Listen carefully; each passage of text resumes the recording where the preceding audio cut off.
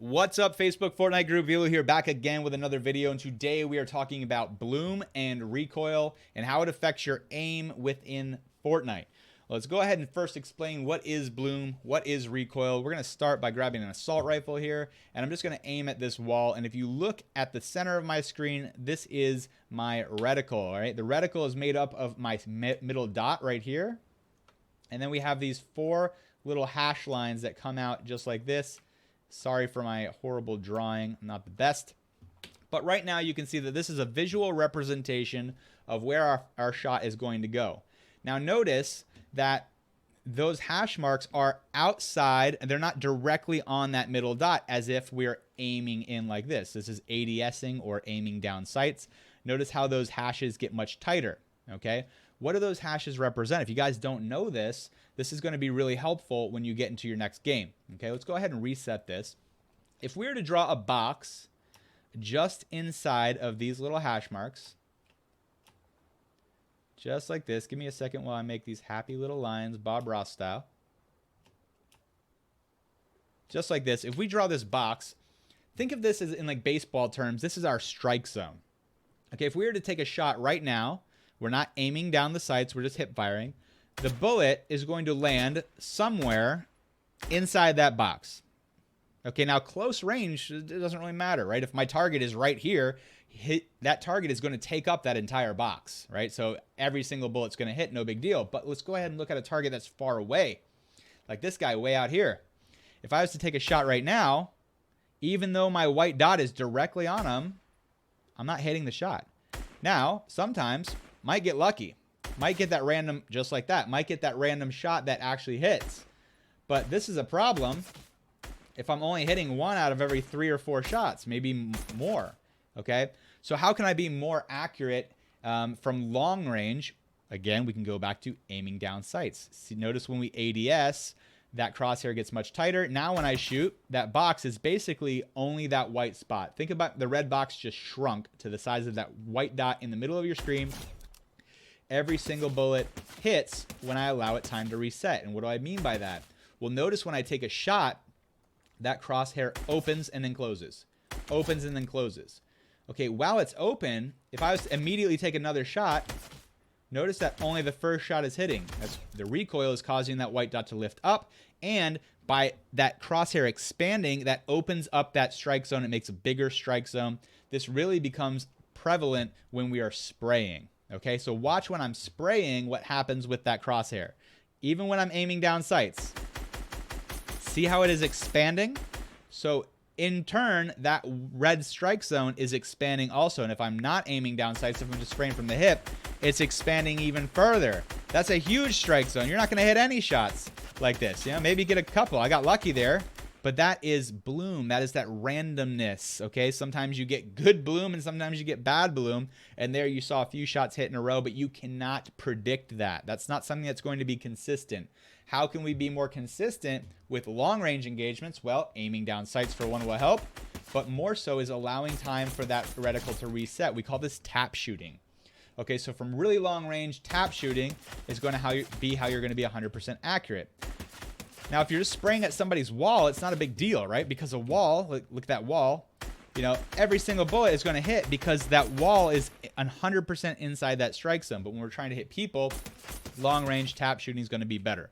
Same thing goes for close range engagements. If you happen to be shooting from, let's say, this range at a guy with an assault rifle, well, now, as that reticle expands, he still takes up the majority of that proverbial strike zone. So it's okay to spray from this range, okay? You have to be aware of the distance that you are from the person and then what is affecting that accuracy. This is a huge one right here, guys. This is probably one of the biggest mistakes that newer players make is they're moving while they're shooting, okay? Now, there's some cases where this is not only good, but there's cases where it is recommended moving while shooting. We're going to get into that in a moment. But with an assault rifle, mid to long range engagements, look at the difference between my crosshair when I'm aim down sights standing still versus aim down sights and moving. All right. Add in the bloom of shooting. If I'm moving, look at how wide that strike zone just got. Whereas if I'm standing still, that strike zone is much smaller. So movement while you are shooting is going to be far less accurate, especially at long range. If I'm aimed down sights and moving, look how infrequently we're hitting that target, even though my white dot is on them the entire time. Whereas if I'm aimed down sights and not moving, we're hitting a lot more of the shots, but we'll hit even more shots if we are allowing time for that reticle to reset. And then you can get the timing by coming in here and practicing. You don't have to actually physically see it close. You'll kind of just get the timing as to when that will close, and you can hit every single one of your shots by tap shooting long range, okay? So that's how the pros are doing that. What are some other things that are going to affect bloom and recoil? One of which is going to be crouching. Now, this doesn't have as big of an effect, but notice when I crouch, see how that crosshair gets a little narrower? Okay, so if I was to spray right now crouching, watch how wide that crosshair goes, and think about that red strike zone. Whereas if I'm standing and do it, it gets a little bit wider. What about if I'm standing and moving? Even wider. What if I'm standing, moving, but not aiming down sights? Even wider. Okay, so that's a huge strike zone right there. Okay, so now I said that it's okay to move in some situations. In fact, that it's preferred. What are those situations? Let's go ahead and show you guys right now. We went over the assault rifles. Let's go ahead and pull out the submachine gun. Okay, what's the difference between the submachine gun? First off, it is much lighter weight. It's more compact. Easier to control means it's going to have less recoil. The other thing, though, because it's lighter, it's not going to be quite as accurate. In fact, when we aim down sights, remember how the assault rifle had 100% accuracy when we aimed down sights on that first shot? Look at the difference when we switch to the submachine gun. All right, our strike zone is much bigger, even standing still, not moving. But notice that strike zone when we're moving, right? It's not moving, it's not getting much bigger with the submachine gun. In fact, if we are not aiming down sights, it's barely changing at all. Whereas with the assault rifle, if we're moving, it's changing dramatically, a huge increase in size. So the submachine gun is actually meant to be moving while you're shooting. Okay, so as long as you're keeping your target inside that square and you're shooting so many bullets that, you know, it's okay if one of them slips through. So the submachine gun, in fact, it's okay to, you don't have to crouch, stand still to hit all your shots. In fact, it's probably going to be better for you to be moving around with that.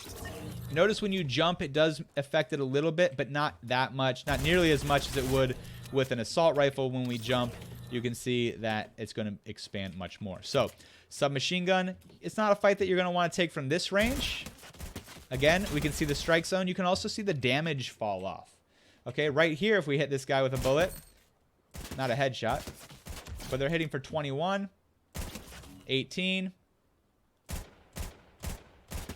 8, 8. So you can see the damage fall off, where as I shoot with the assault rifle, 36, 36, 32, there's damage fall off, 28, 24, damage fall off as you get further away.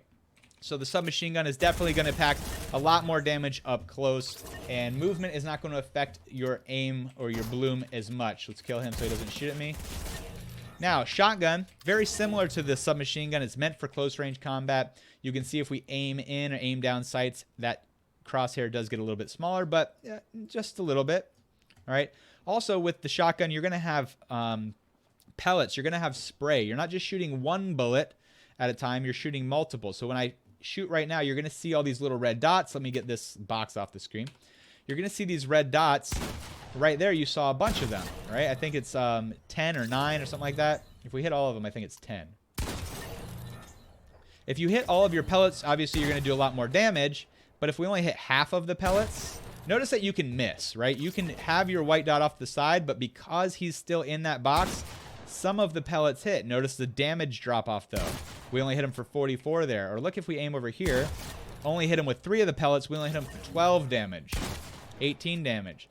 So there's times that you think that you had the shot, but notice my crosshair is just off, and we only hit him with a few of those pellets. So you want to be centered to hit him with more of those, and aiming down sights will help, but movement and jumping is not going to have quite as significant of a difference as a damage on that. So all in all, guys, recap, the assault rifles, if you're in close range engagements, it's probably better to switch to a submachine gun or a shotgun, but there's going to be cases where you're going to be using the assault rifle up close. But I would say just try not to move a whole lot unless he's really close, in which case it's not going to have a big difference. You're going to use it more like a submachine gun. But mid-range, you probably want to be standing still when you're shooting, but you can still spray. Long range, you're going to be wanting to tap shoot if you're trying to be 100% accurate and do more damage. With the submachine gun, guys, close range engagements, it's okay if you're moving. It's okay if you're jumping. Just spray and pray. And then the shotgun, very similar. Just make sure that you are getting as many of those pellets as possible by centering your target in the middle of that reticle. Okay, guys, so that's it for me. I hope that explains Recoil and Bloom. If you have anything to add or any other questions, make sure you leave those in the comment section below. I do stream most nights of the week, guys, now on Twitch, twitch.tv/VeloStinks. Come check me out. Leave me a follow. I really do appreciate it. Give a like on this video and subscribe if you're new. And I'm going to be coming out with more content throughout the rest of this year and into 2020. I hope it's helpful, guys. I'll see you guys in the next video.